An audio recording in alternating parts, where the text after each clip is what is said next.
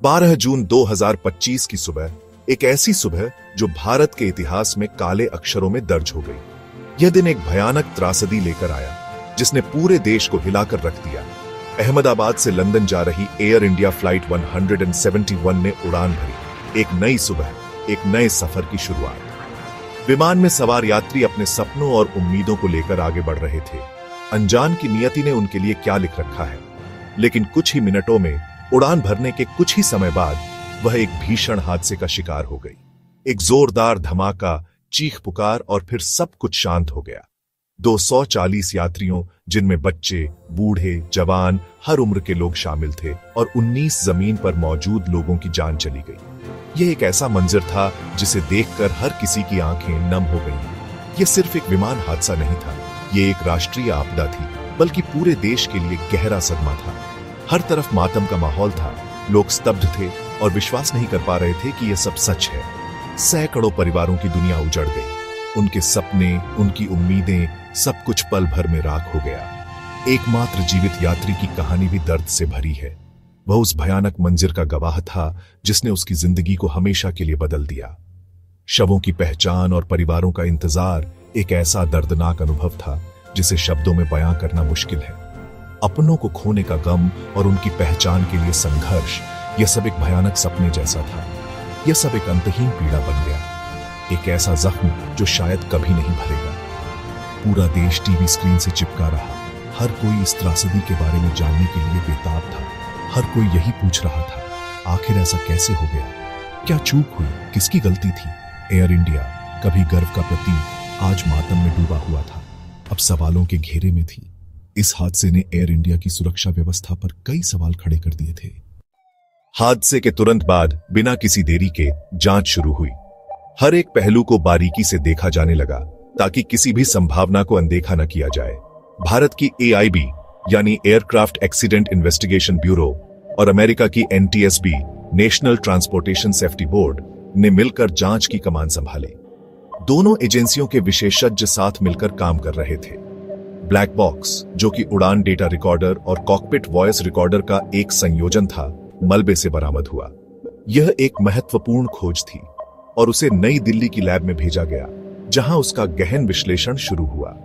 हर एक बिट और बाइट को समझने की कोशिश की जा रही थी। ब्लैक बॉक्स के डेटा से पता चलना था कि आखिर उस उड़ान में क्या हुआ था। तकनीकी खराबी जो विमान के सिस्टम में अचानक आई हो, मानवीय भूल यानी पायलट की ओर से हुई कोई चूक, या मौसम, क्या खराब मौसम की वजह से विमान दुर्घटनाग्रस्त हुआ। DGCA यानी directorate general of civil aviation ने एहतियात बरतते हुए एयर इंडिया के सभी बोइंग 787 विमानों की गहन जांच का आदेश दिया, यह सुनिश्चित करने के लिए कि कोई और विमान खतरे में न हो। जांच सिर्फ विमान तक सीमित नहीं रही, बल्कि हर उस चीज पर ध्यान दिया गया जो उड़ान को प्रभावित कर सकती थी। एयरलाइन संचालन, जिसमें विमानों का रखरखाव और उड़ान की तैयारी शामिल है। क्रू शेड्यूलिंग यानी पायलटों और क्रू मेंबर्स की ड्यूटी का समय और पायलटों के काम के घंटे भी जांचे गए। यह देखा गया कि कहीं थकान की वजह से तो कोई गलती नहीं है। यह हादसा एक चेतावनी है कि सुरक्षा को हमेशा प्राथमिकता देनी चाहिए। विमानन सुरक्षा में कोई लापरवाही बर्दाश्त नहीं, हर नियम का पालन करना अनिवार्य है। हादसे की तस्वीरें और वीडियो वायरल होते ही सोशल मीडिया पर सनसनी फैल गई। हर तरफ विमान दुर्घटना की चर्चा थी। लोगों में गहरा डर बैठ गया। हवाई यात्रा को लेकर एक अनजाना भय सबके मन में घर कर गया था, जिससे यात्रियों की चिंता और भी बढ़ गई। हवाई यात्रा को लेकर अविश्वास बढ़ा। लोग अपनी यात्रा योजनाओं को रद्द करने लगे। बुकिंग में 20% तक गिरावट आई। एयरलाइंस को भारी नुकसान का सामना करना पड़ा, जिससे उनकी वित्तीय स्थिति कमजोर हो गई। लोग अब विमान के मॉडल और एयरलाइन की सुरक्षा पर सवाल पूछने लगे हैं। यात्रीगण विमान कंपनियों से सुरक्षा मानकों की जानकारी मांगने लगे। फियर ऑन फ्लाइंग थेरेपी सेंटरों में मदद मांगने वालों की संख्या बढ़ गई। मनोवैज्ञानिकों और काउंसलरों के पास लोगों की लंबी कतारें लगने लगी। एयर इंडिया के CEO के शोक संदेश पर साहित्यिक चोरी का आरोप लगा, जिससे कंपनी की साख पर और बट्टा लग गया, जिससे एयरलाइन की छवि और प्रभावित हुई। जनता में कंपनी के प्रति नकारात्मक धारणा और भी गहरी हो गई। अब एयर इंडिया को सिर्फ तकनीकी सुधार ही नहीं, बल्कि अपनी विश्वसनीयता को भी फिर से स्थापित करना होगा, बल्कि पारदर्शिता और भरोसा भी लौटाना होगा।